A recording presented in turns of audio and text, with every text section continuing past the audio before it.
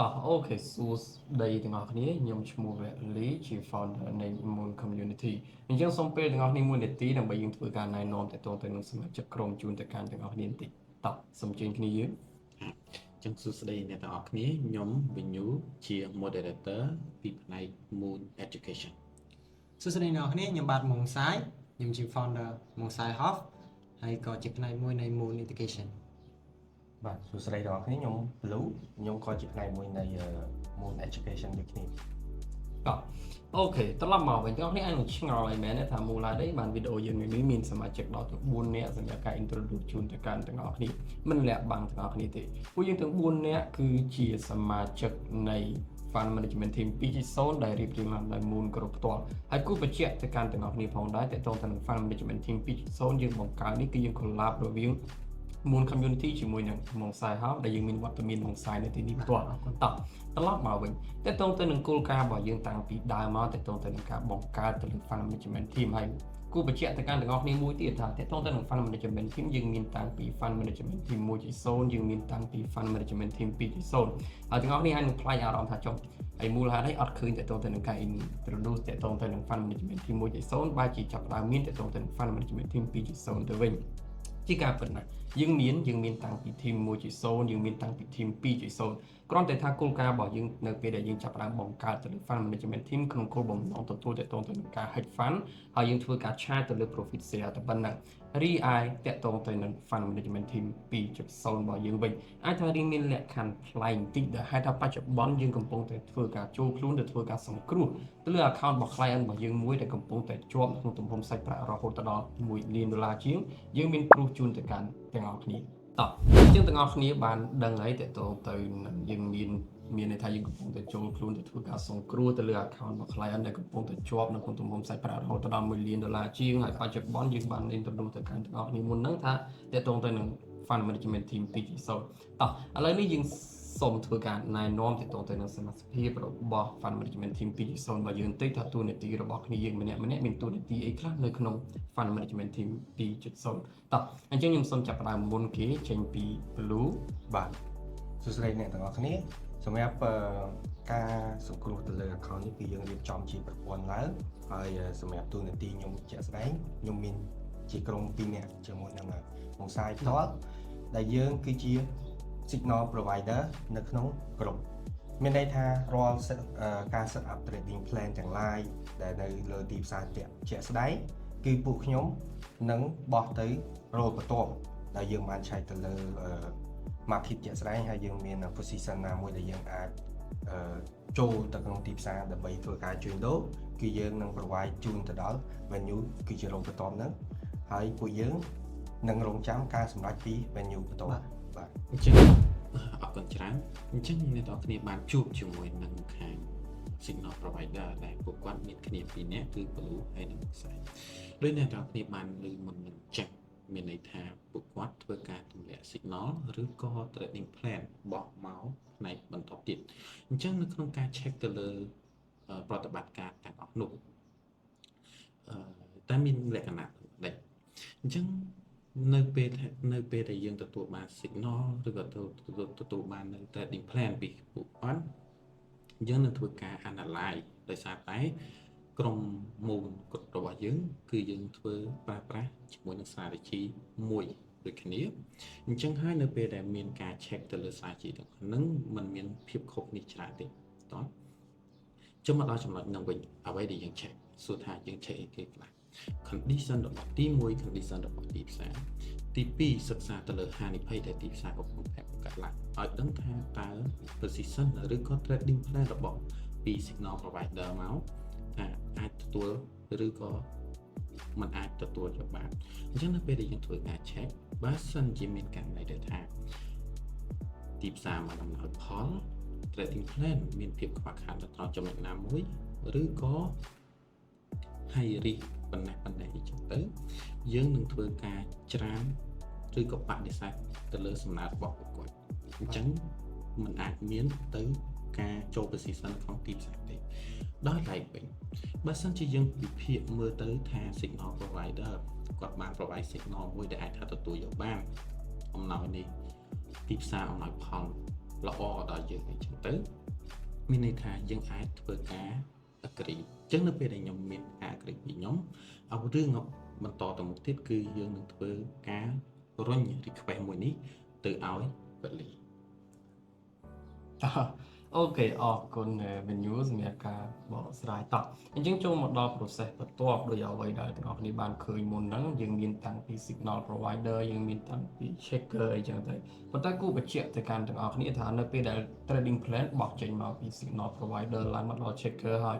ឧទាហរណ៍ថា checker approve ទៅលើ trading plan មិនមែនមានន័យថាយើងធ្វើការចូល position ភ្លាមទេគឺយើងធ្វើការបោះទៅទៅនឹង trading plan ចេញពី checker ឡើងទៅ approver មកតង់ទៀតគឺខ្ញុំផ្ទាល់ដែលជាអ្នក control approver នៅក្នុង fund management team 2.0 ហើយគូបញ្ជាក់ទៅកាន់ទាំងអស់គ្នាផងដែរថានៅពេលដែលយើងទទួលបានទៅនឹងការបោះ trading plan ចេញពី checker មានន័យថា trading plan ត្រូវបានឆែកមកតង់ហើយចេញមកពី checker បន្ទាប់មករងចាំការឆែកម្ដងទៀតចេញពី approver ប្រសិនបើ approver យើងធ្វើការ reject មានន័យថាយើងអត់អាចប្រើប្រាស់ trading plan នឹងបានទេនេះយើងសួរស្ដាប់គឺយើងអត់អាចធ្វើការចូល position បានទេហើយយើងត្រូវតែរងចាំតតែ approver មានការ approve ដូចគ្នាទើបយើងអាចមានលទ្ធភាពក្នុងការ set limit សម្រាប់ការចូលទិញឬក៏ចូលលក់នៅក្នុងទីផ្សារបានស៊ីតោះនៅរឿងមួយទៀតដែលទាំងអស់គ្នាត្រូវដឹងឬមួយក៏ទាំងអស់គ្នាអាចនឹងមានអារម្មណ៍ថាចុះមិនមូលហើយនេះបានគ្រាន់តែចូលទិញសម្បត្តិទៅចូលទិញឬក៏ចូលលក់ទាមទារឲ្យមានការឆែកច្រើនតង់យ៉ាងនេះឬអ្វីដែលទាំងអស់គ្នាឃើញយើងមានតាំងពី signal provider យើងមានតាំងពី checker យើងមានតាំងពី approver នៅក្នុងលក្ខខណ្ឌនេះអ្វីដែលយើងចង់បាននៅក្នុង fund management team មិនថា 1.0 ឬមួយក៏ 2.0 ទេគឺផ្ដោតសំខាន់ជាចម្បងទៅលើគុណភាពរបស់ processor ដែលជាហេតុថាអ្វីដែលយើងកំពុងតែធ្វើការពេលនេះគឺធ្វើការជាលក្ខណៈប្រព័ន្ធហើយទាំងអស់គ្នាអាចនឹងគិតថាចុះហើយមានតាំងពី signal provider មានតាំងពី checker មានតាំងពី approver អញ្ចឹងទៅពេលណាទៅយើងបានចូល processor រឿងទាំងអស់នេះគឺនៅក្រោមការគ្រប់គ្រងរបស់ Fund Management Team ទាំងអស់សូមកុំមានការព្រួយបារម្ភដែលជាហេតុថារោលនីមួយៗគឺសុទ្ធសឹងតែជាផ្នែកដ៏សំខាន់នៃ Fund Management Team 2.0 ប្រសិនបើរោលណាមួយធ្វើការ reject ទៅលើ trading plan មានន័យថាក្រុមរបស់យើងអត់អាចមានលទ្ធភាពនៅក្នុងការចូល position បានទេតោះអញ្ចឹងជាចុងក្រោយដោយអ្វីដែលទាំងអស់គ្នាឃើញនេះគឺជាតួនាទីរបស់គ្នាយើងម្នាក់ដែលស្ថិតនៅក្រោម Fund Management Team 2.0សួស្តីម្ដងទៀតទៅកាន់ទាំងអស់គ្នាអញ្ចឹងទាំងអស់គ្នាបានឃើញហើយមែនទេមុននឹងតទៅនឹងទូនាទីរបស់សមាជិកក្រុមនៅក្នុង Fund Management Team 2.0 ថាទូនាទីរបស់គ្នាយើងម្នាក់ពួកគាត់ធ្វើអីខ្លះអូខេចូលមកដល់ដំណោះស្រាយម្ដងសំណួរសួរថាយើងដោះស្រាយរបៀបម៉េចនៅពេលដែល account កំពុងតែជាប់នៅក្នុងទំហំសាច់ប្រាក់រហូតដល់$1 លានជាងនៅក្នុងរូបភាពនេះ equity ដែលយើងអាចប្រើប្រាស់បានគឺចន្លោះពី70ទៅ80ម៉ឺននៅក្នុងទូរទស្សន៍ជាក់លាក់ណាមួយហើយជាក់ស្ដែង equity ដែលយើងមានគឺចន្លោះពី70ទៅ80ម៉ឺនប៉ុន្តែសាច់ប្រាក់ដែលយើងប្រើនៅក្នុងជំហានទី1គឺយើងប្រើប្រាស់តែ30ម៉ឺនសម្រាប់ការជួញដូរទេដោយយើងនឹងធ្វើការរក្សា safety balance គឺ50ម៉ឺននៅក្នុងរូបភាពនេះទាំងអស់គ្នាអាចនឹងឆ្ងល់ទៀតថាចំមកជំហានទី1ដល់30ម៉ឺនយកមកធ្វើការជួញដូររក្សា safety balance រហូតទៅដល់50ម៉ឺនសំណួរសួរថាយើងគិតគូរឬក៏ចាត់ចែងរបៀបម៉េចទៅលើចំនួនសាច់ប្រាក់30ម៉ឺននៅក្នុងរូបភាពនេះយើងនឹងធ្វើការហែក30ម៉ឺនចេញជា30 position ដែលយើងនឹងធ្វើការកំណត់ទៅលើចំនួនខាតបង់សាច់ប្រាក់ធំបំផុតគឺ$10000នៅក្នុង1 position ដែលជាទិន្នន័យជាក់លាក់មានន័យថាយើងអត់ fix ទៅលើចំនួន lot size ទេប៉ុន្តែយើង fix ទៅលើចំនួនសាច់ប្រាក់ដែលយើងខាតបង់ធំបំផុតនៅក្នុងការជួញដូរនៅក្នុងទីផ្សារអញ្ចឹងអ្នកទាំងគ្នាដោយដែលបានដោយដែលវេលាបានលើកឡើងចឹងនៅក្នុងការរៀបចំ risk management របស់ team យើងគឺយើងយកសាច់ប្រាក់80ម៉ឺនដល់ក្នុងនោះយើងដក50ម៉ឺនជា safety balance របស់យើងដែលយើងអត់ប៉ះទេអញ្ចឹងក្នុងនោះអ្វីដែលយើងទទួលបានគឺ30ម៉ឺននៅក្នុងការរៀបចំ risk សម្រាប់នៅក្នុងការ trade អញ្ចឹងនៅក្នុង phase 1 របស់យើងគោលដៅ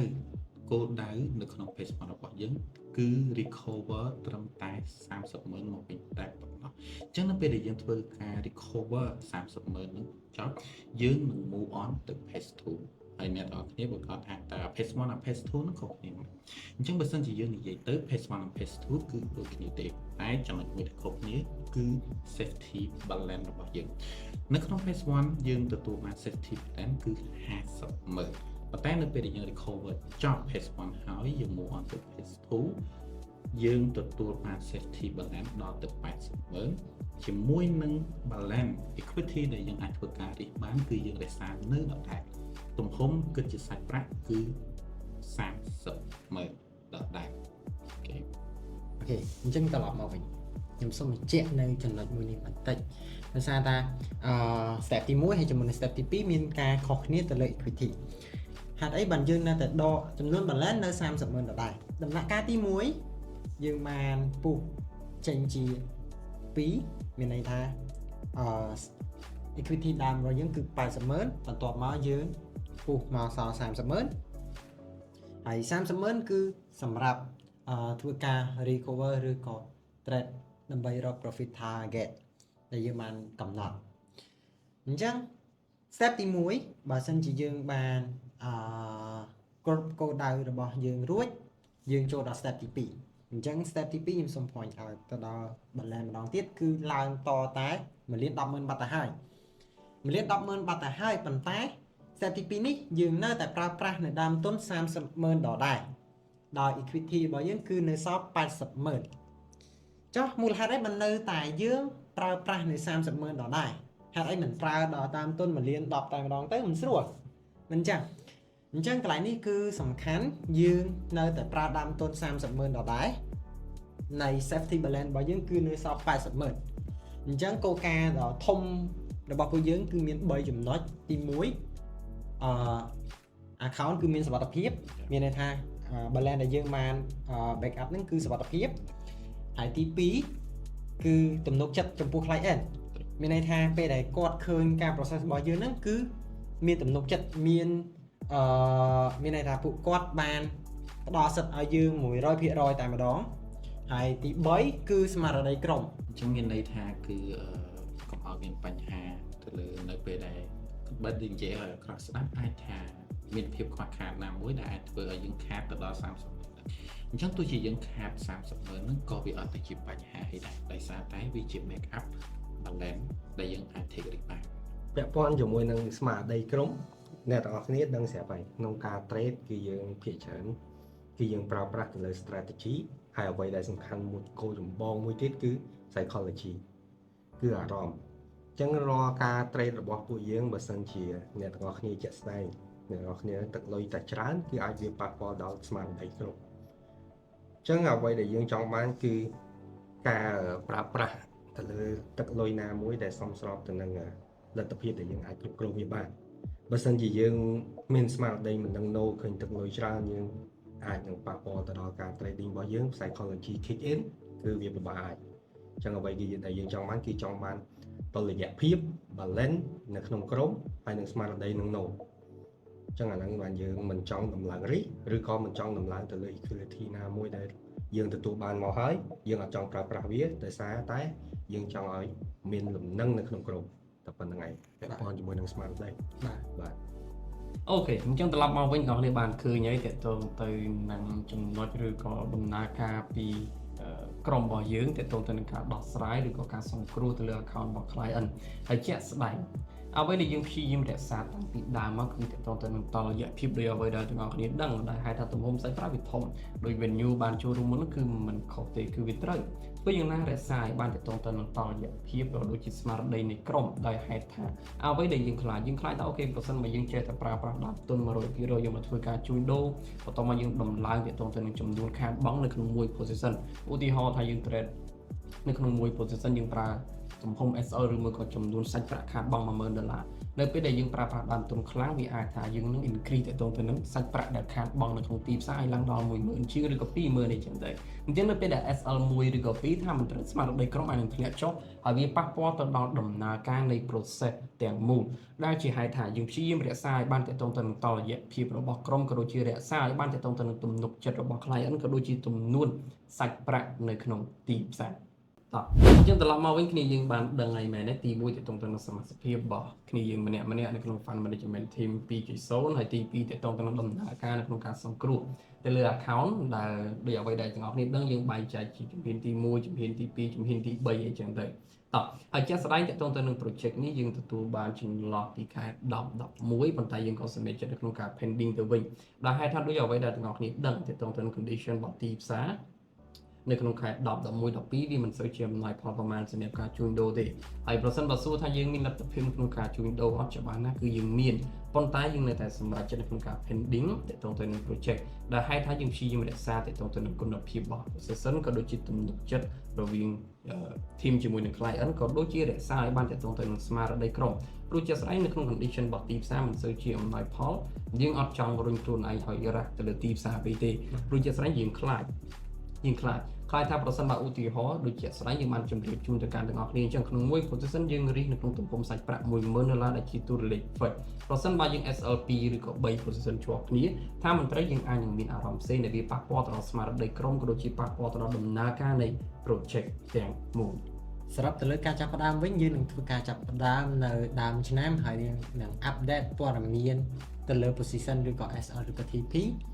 នៅរាល់2សប្តាហ៍ម្ដងឬក៏1សប្តាហ៍ម្ដងទៅលើភាពជាក់ស្ដែងបាទអរគុណពីសា